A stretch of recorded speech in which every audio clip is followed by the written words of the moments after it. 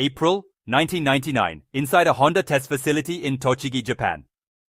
Lead engineer Shigeru Uehara stands before a soundproof dyno cell, peering through reinforced glass as a prototype engine howls to life. The tachometer climbs. 7,000 RPM, 8,000, 8,500, 9,000. The sound is violent, a metallic scream, almost like machinery tearing itself apart. Every engineer in the room flinches, bracing for the expected explosion. But it never comes. The engine continues shrieking, holding 9,000 RPM as if it's effortless. Uehara studies the monitor. Zero valve float, zero harmonics. The engine is producing 247 horsepower from 2 liters. Naturally aspirated, that's 123.5 horsepower per liter, the highest specific output ever achieved by a naturally aspirated production car engine at the time. This shouldn't be possible! Uehara nods. He already knows. By every textbook, every equation, every piece of accepted engineering wisdom, what they had just created violated the fundamental rules of engine physics. Piston speeds at 9,000 RPM should tear apart the bottom end. Valve springs should float. Harmonic vibrations alone should shake the engine to pieces. But Honda's engineers had either ignored those books or read them and decided the laws of physics were more like suggestions. This is the story of the F20C, the engine that, honestly, had no right to exist. The 4-cylinder that redefined what was achievable and why Honda's own engineers referred to it as the apex before. Well, deliberately ensuring they would never build anything like it again.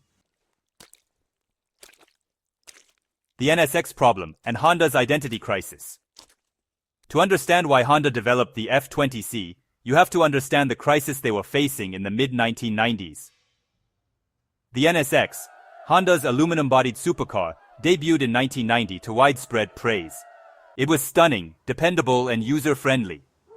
But it had a flaw. It wasn't powerful enough. The NSX's C30 AV6 produced 270 horsepower from 3.0 liters. Impressive in 1990. But by 1995, the Ferrari F355 was making 375 horsepower. The Porsche 911 Turbo produced 400. Even the Dodge Viper, a raw American brute, generated 450. Honda couldn't compete in a horsepower war. They didn't have a V8. They didn't rely on forced induction in their sports cars. Their philosophy centered on high-revving, naturally aspirated precision, finesse instead of brute strength. But finesse wasn't moving cars off showroom floors.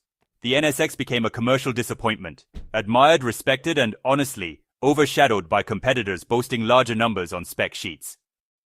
Honda's leadership confronted a harsh truth. The engineering ideals that defined their brand weren't enough anymore. Buyers weren't swayed by VTEC or lightweight aluminum construction. They wanted horsepower.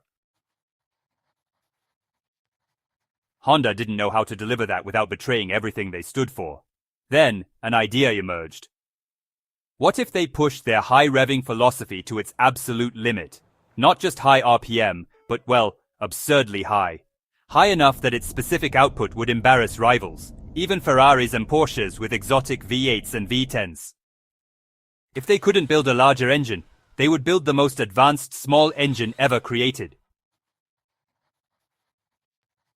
The project was named Dream 2000. The goal: engineer a 2.0-liter engine capable of revving to 9,000 RPM and producing more than 120 horsepower per liter. Something no production car had ever achieved. When the brief reached the engineering department, many thought it was satire. 9,000 RPM was Formula One territory. Production engines didn't spin that high. They couldn't. The mechanical stresses would destroy them within hours. But Uehara, the same engineer who led NSX development and revolutionized aluminum chassis construction, believed it could be done. He assembled a team of Honda's most talented minds to prove it. What they were attempting required reinventing nearly every component of a traditional piston engine. The piston speed problem no one could solve. The first challenge was pure physics: piston speed. As engine RPM rises, pistons travel up and down faster. This average velocity, called mean piston speed, is measured in feet per minute or meters per second. Most production engines top out around 4,000 feet per minute.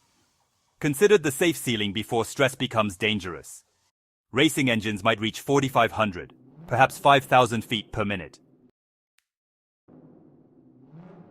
At 9,000 RPM with an 84mm stroke, the F20C's pistons would reach 4,960 feet per minute, faster than many Formula One engines of that era.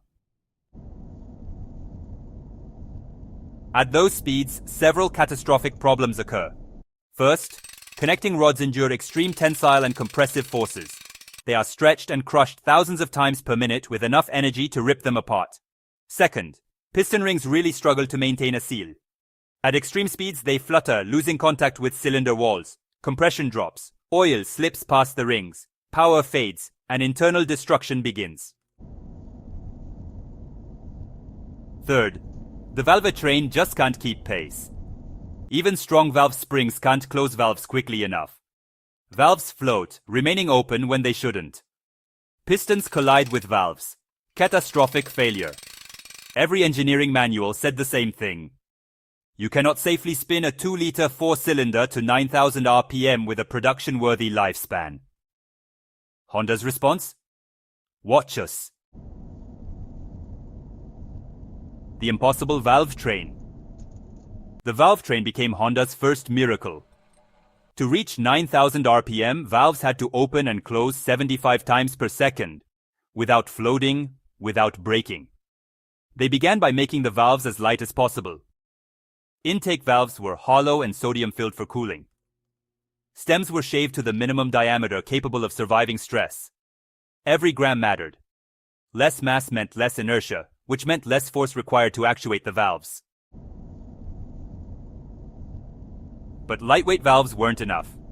They needed springs capable of surviving the abuse. Conventional cylindrical springs would resonate and fail at high RPM. Honda adopted beehive-shaped springs, conical coils narrowing toward the top. This reduced mass while preserving strength. Lower mass increased natural frequency, allowing faster cycling without resonance. Even then, Honda went further. Each spring was shot-peened, blasted with tiny steel pellets to create compressive surface stress, dramatically improving fatigue resistance. Then they applied a low-friction coating to minimize wear. The result, springs capable of cycling 75 times per second, millions of cycles per year, without failure. The camshafts presented another obstacle. At 9,000 RPM engine speed, cams spin at 4,500 RPM. Lobes must open and close, valves, 4,500 times per minute with microscopic precision. Honda used specialized steel alloys and hardened them through nitriding. The cam profiles were computer modeled using software that didn't yet exist, so Honda developed